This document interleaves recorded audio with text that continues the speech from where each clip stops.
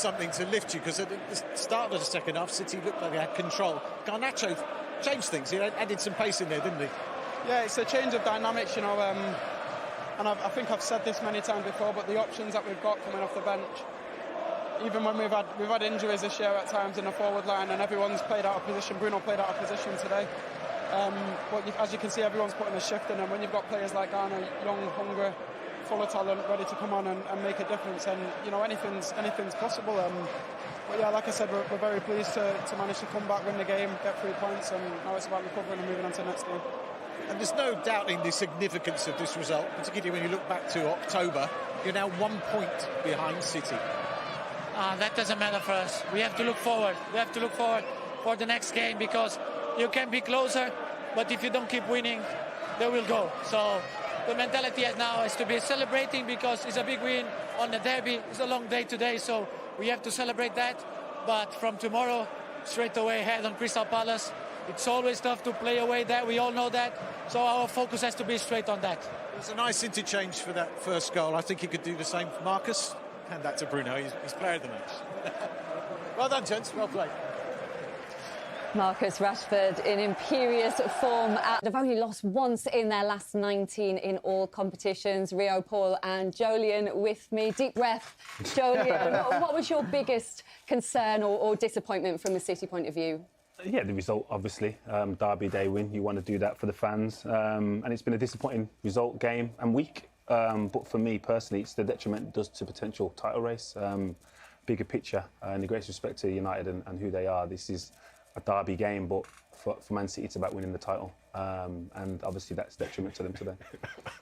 That's a little dig there, wasn't it? He couldn't help himself. A little one. He couldn't help himself. It was all City at the start of the second half, though, Jolien. They took the lead. Just have your moment here and just talk us through how they picked Man United apart for that goal. No, obviously, Pep recognised the frailties in the first half, and he tweaked it a little bit, and then Kevin De Bruyne exploits the space.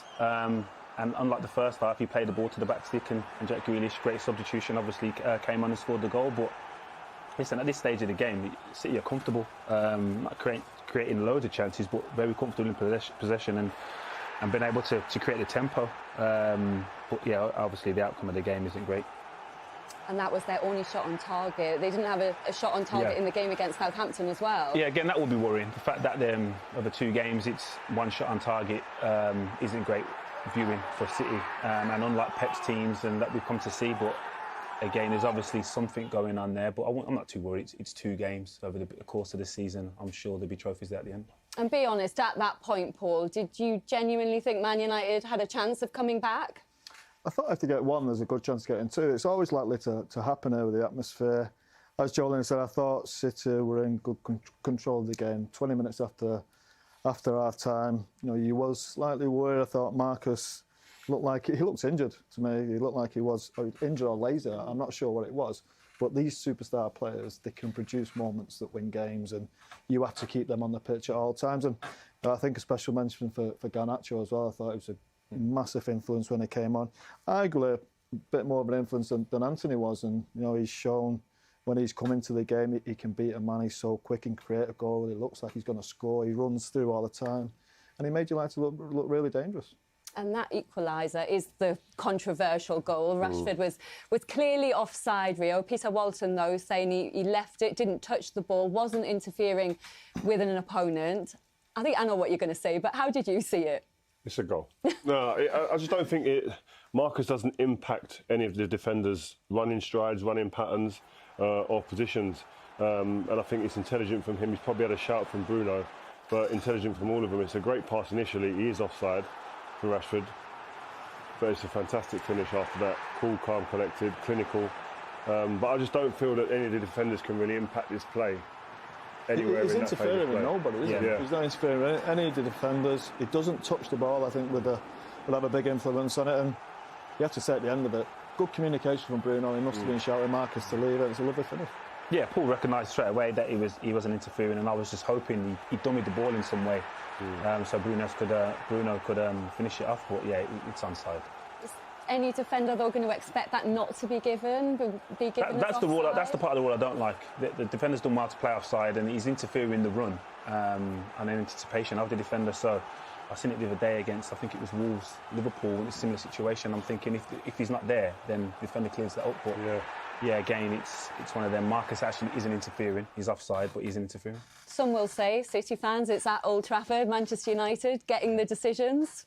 Well, you've got to put yourself in the position to get decisions, and you've got to make yourself a dangerous team at times. And I thought we didn't do that as much as you would have liked here at Old Trafford. But when we did, I said we got in there and we were clinical. But people, listen, they're going to say, oh, because it's Old Trafford here and there with certain decisions gone on in the year. I think, listen, over a quarter of a season, it all weighs itself out.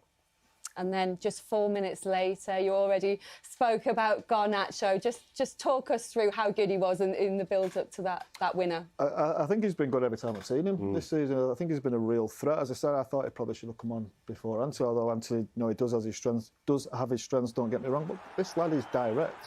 He doesn't care. There's no fear in a young player.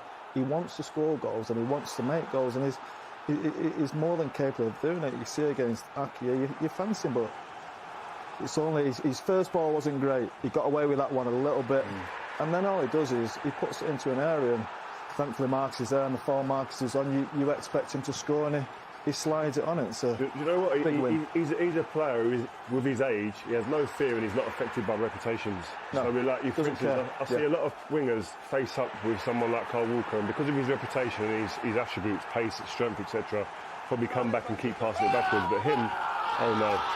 That was a winning goal. That's what happens. Wow, but yeah, sorry. On fire, isn't he, though, Marcus Rashford at the moment? Just flying, especially here at home. He's unstoppable. As I said, for the first 70 minutes, I thought there was something wrong with him, honestly. I thought, well, he did obviously look like he was injured, but he just didn't look the same. He looked like his appetite had gone a little bit. But as I said, with these players, they can win you games at any point of the game. They can just turn it on like that. And the speed, the power, the strength, the finishing ability. And again, he's won United in another game today. Well, I'm sure Pep Guardiola wasn't happy with that equaliser. We can hear from the Manchester City boss now with Des. Pep, how do you react to that? There's a lot of tempers in the tunnel and at the end of the match. Unhappy with some of the decisions there? The game was really good. We played really good, and in our levels that we play against them all the time, they are an incredible threat in the transitions, in the counter-attacks, and but the game, I congratulate the team, and it's proud to come here and play with this personality, and they run behind us and they expect one actions and punish us in the transitions. Is there any dispute from your side about the first goal, whether Rashford was offside? Well, Rashford offside, Bruno Fernandes no, intervene Rashford or not, distract our keeper and distract our central defenders. The rule, I don't know is the rule, but I know where we play. And Haaland as well, another penalty claim there as well, which was waved away. I asked, but... yeah,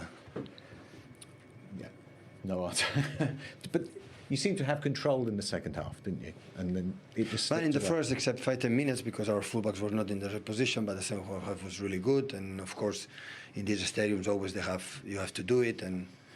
But yeah, we missed a little bit our threat up front, our players up front. We were a little bit disconnected, but it's not easy. They follow man to man. The switch of plays, the fullbacks are close to our wingers, but yeah, I think we make a fantastic game. So counting the quality of the opening. And it's a good assessment. It's a long season. There's plenty of games to play yet. Yeah, absolutely. I don't care the Premier League and the Carabao Cup. We cannot win, so we won a lot. So. It's not a problem. Problem is behave and perform like we have done. Always we are focused on that. So Carabao Cup is out. It doesn't matter. But we didn't perform how we were, how we are, and today we perform. And after the win another club. So, but now is don't be distracted for what happened today in the first goal and focus of course, in Spurs in a few days. Thank you, Pep. You're very welcome. Pep Guardiola saying Manchester City played a good game. If Arsenal, though, win the North London derby tomorrow, Jolien, they can go 8 points clear. How significant do you think this could be in the title race context? Yeah, it'll be huge if they go on to win that game. But obviously, they've still got to play Arsenal twice. Arsenal still got to play United. So there's still a lot of games to be played and points to be won. And said if Arsenal go unbeaten in all them games and beat United and City convincingly in the coming weeks, then they will go on to deservedly win the title. But like I said, there's so much football to be played, and now you can hopefully gain on experience. And the City group and the City squad have been in this position over the last 5 or 6 years numerous times. So hopefully that bodes well for them at the end of the season. Do you know the confidence that gives you though? When you watch a game like this, the confidence it gives this Arsenal team. They must be sick game, but they can't wait for this game. It's a great place to be. Yeah, well, Erik ten Hag, for him, he's turning Man United into a force to be reckoned with. They're just a point behind City now. We can hear from the Man United boss with Des. Erik, that's a big result. You must be delighted, not just with the result, but with the manner how you fought back. I think with the performance as well. I think first half we play very well, and we defend very well. We are proactive. We break good opportunities we create in the breaks. So yeah, I was really happy in halftime with that. We should have 1-0 up, but it wasn't. And then after halftime, it changed. We had to sub Anthony Martial. Had some complaints, and then changes obviously the game. City came in the game.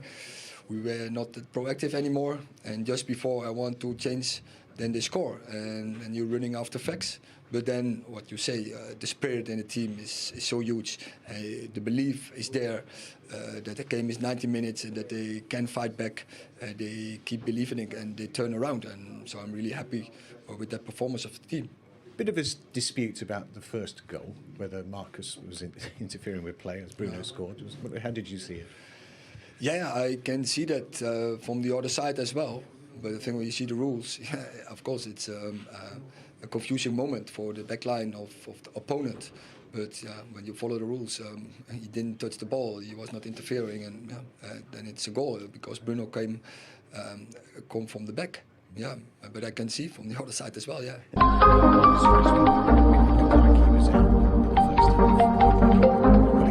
You can see how strong he is and how confident he is. And he had that pre-season as well. That's obviously made him physically stronger. Yeah, but players have to be resilient, and you get kicked in a game, and obviously it happened and it hurts.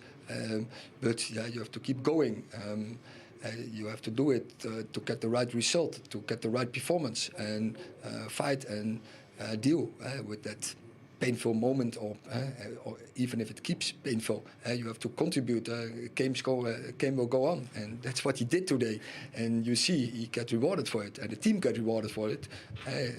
In top football, you have to suffer, sacrifice for getting the right result and to win something. And we talked before the game about testing yourself against the best. This is a step up for Manchester United in terms of display. I think that's the right conclusion. It's another step forward, and I think the belief is back, but we are in a good direction, but there's still has a long to come, and you have to see today as well. And City is, I think, the best playing team in this league with Arsenal, and they are good as well. And you have to work out of possession. If you want to get a result, you have to be really good in the defending, and I think that is what we did. And then still they have qualities in a split moment to score a goal. We have seen that today. So one mistake and they score. But also you get rewarded when you do well, when you get the right organization, when you get the right intensity, when you are coming into the duels and you win them. Then you can get the right duels of the right result on the game, and you get the right spaces, and then on ball. In possession also you have to do something with those spaces, and I think I have to really compliment the team for that. Congratulations, Erik. Thank you. You're welcome. It was seen as a real test of Manchester United's progress under Erik ten Hag today. What did we learn, Paul? Because that's now 9 wins in a row in all competitions. Well, we've learned that they can beat a big team when the pressure's on, when they needed to. You know, you asked really a question about are they in the title race before. I think you have to say they are. I think if they keep people fit, they're 1 point behind City now. And City, to me, are still the favourites. They're still the best team in this league. It's OK winning games now. It's like we said before, March, April times. It's a lot of football to be played, absolutely. They haven't finished above City since Sir Alex Ferguson retired in 2013. Does it feel like they're closer than ever to achieving that?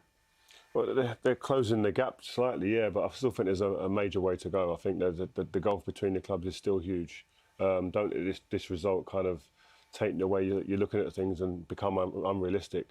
Man United has still got a way to go, but they're on the right road now. And I think Man United fans, I felt something in this ground today that I hadn't felt for a long time. There was a belief, there was a connection between the pitch, the players on the pitch and the fans again, because there's a committed team out there that are willing to fight, who won't fold under pressure, who won't fold when there's a bit of a bad spell in the game.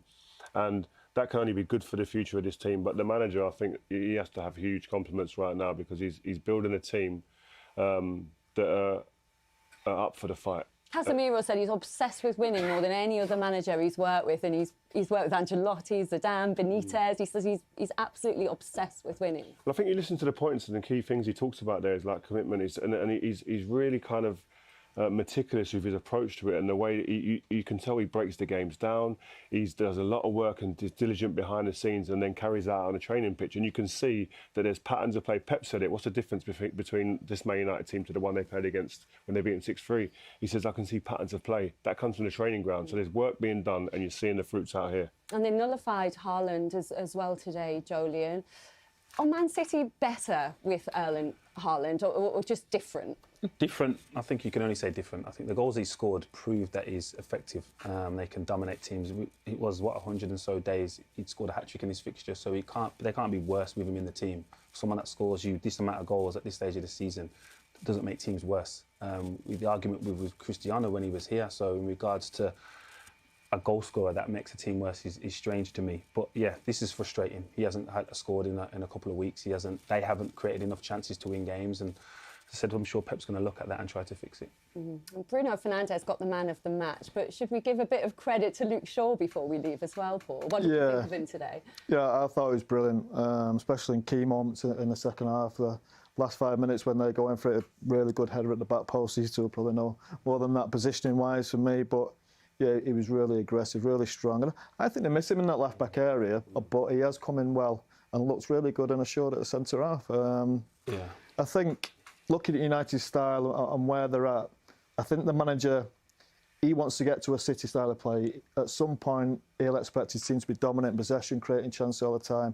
But he's realised that he hasn't got that type of players yet. They're not quite good enough to do that, and he's found a way to win, and you've got to give him credit for that. Yeah, going back to the Shaw thing, I think he looks the most composed player in possession, especially at centre-half. I think he's just looked assured there, and he looked like he's played there for seasons. So when he's in there, he hasn't caused any problems, and I'm surprised why opposition teams haven't targeted him, especially physically.